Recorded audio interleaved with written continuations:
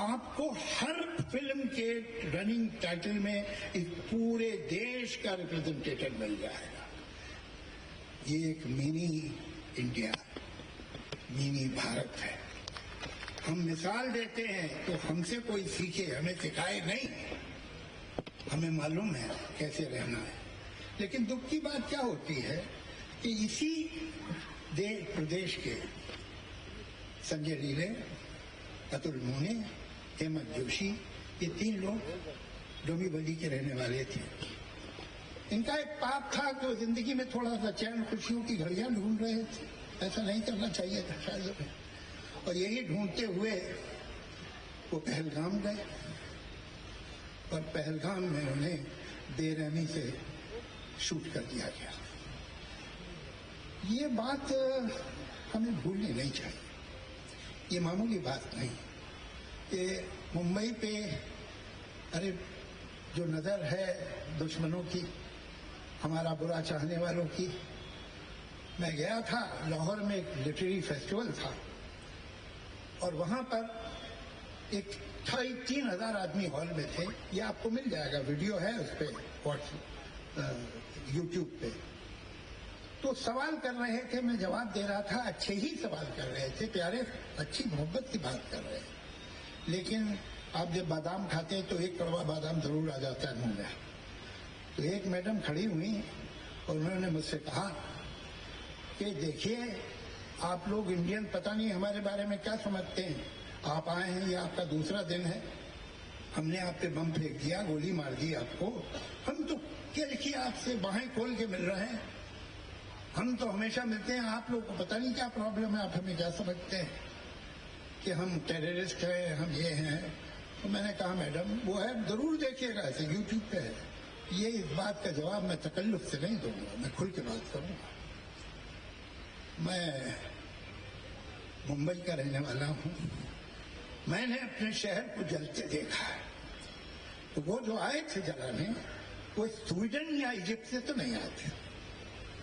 और वो आज भी खुले आम आपके शहर में घूम रहे। आप बड़ी खुली बाहें से मिलते हैं। आपके यहाँ से नुसरत फतेह अली आया, हमने सराखों पे बिठाया। आपके यहाँ से मेहदी आता आया, हमने सराखों बिठाया। आपके यहाँ से फैज अहमद फैज आए। अटल बिहारी वाजपेयी साहब की सरकार थी। ऐसा लगता था कि किसी स्टेट का हेड आया है। आगे लाल बत्ती की गाड़ी चल रही है, राजभवन में ठहरते हैं। हर जगह उनका जो रिसेप्शन था, आज तक पीटीवी पे हिंदुस्तान का बड़े से बड़ा राइटर चला जाए, बड़े से बड़ा कलाकार, पीटीवी पे नहीं बुलाया जाता। हिंदुस्तान की सबसे जो पॉपुलर पर्सनैलिटी थी पाकिस्तान में 60 में, 50 में, 70, अनडाउटेडली लता मंगेशकर थी। आपने तो उसका कोई फंक्शन नहीं किया और आप कह रहे हैं कि आप खुली बाहों से मिलते हैं। अजीब बात। खैर, अच्छा हुआ मैं अगले दिन वापस आ गया, इसलिए कि थोड़ी देर तो स्टन हो गए थे लोग। जब तक रिएक्शन आया वहां, तब तक मैं वापस इंडिया में था। तो ये बातें देखते हैं। अब देखिए जो हुआ है पहलगाम, ये कुछ कुछ दिनों के बाद ये होता रहता है। और ये मेरा बड़ा दुख है कि मुंबई से आपको क्या दुश्मनी है, मुंबई कर से क्या दुश्मनी है आपको। हमने आपका क्या बिगाड़ा भाई? वैसे तो इस देश ने क्या बिगाड़ा आपका? सब बात तो ये है, हमने तो बड़ी कोशिश की। सबकी कोई सरकार हो, वो कांग्रेस हो, बीजेपी हो, कोई, उसने हमेशा कोशिश की है कि पड़ोसी से संबंध ठीक हो जाए। अटल जी गए थे, मैं भी था उस बस में, तो उस जगह गए थे जिसको कहते हैं निशाने पाकिस्तान, जो उन्होंने जहां अनाउंस किया था कि हमें पाकिस्तान चाहिए, और अटल जी वहां गए and he gave his respect to that place. अब इससे ज्यादा क्या करते भाई? ये अलग बात है कि जब वो वापस आ गए तो अगले दिन उस जगह को धोया गया कि यहाँ अटल बिहारी वाजपेयी आया था। उसी के कुछ दिनों बाद हम तो दोस्ती के लिए गए थे ना, बहुत अच्छा बोले थे वहां।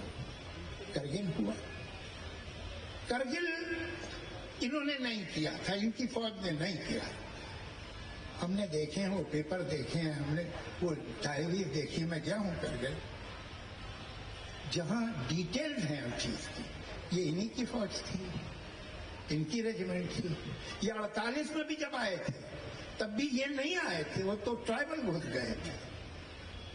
और आज भी ये जो हुआ है, जो आदमी थे ये इनके नहीं थे, शायद जर्मनी से आए हों, क्या मालूम।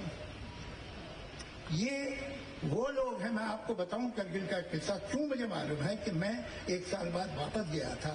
वो बटालिक हो, द्रास हो, हर जगह मैं रेजिमेंट के साथ 3-3, 4-4 दिन रहा और उसी के बाद मैंने लक्ष्य पिक्चर लिखी थी। तो मुझे उस वक्त के जो एडजुटेंट थे उन्होंने बताया कि हमने जो ये लोग यहाँ मर गए थे, तो आर्मी ने कहा ये तो हमारे आदमी ने, हम नहीं जानते कौन है, पाकिस्तानी आर्मी।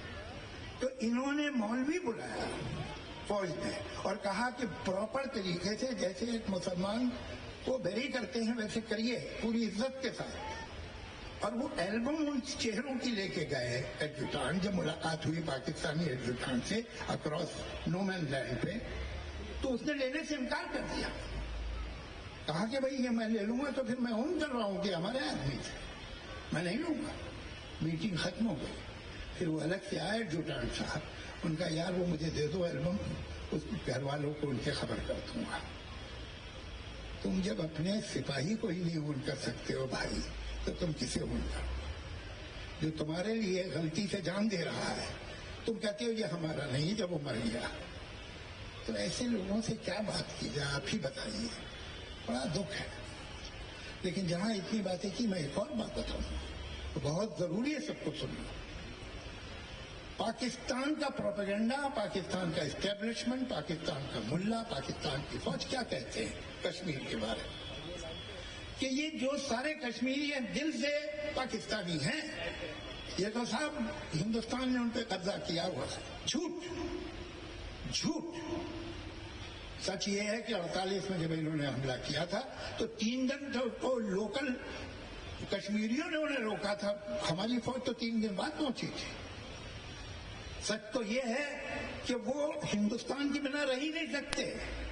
आज जो हुआ है, सबसे बड़ी तबाही तो उन पे आई है, उनका टूरिज्म खत्म हो गया कई वर्षों से, जो उनकी रोजी रोटी है। कश्मीरी हिंदुस्तानी है और वो दिल से, कुछ छोड़ दीजिए, पागल सब जगह मिलते हैं।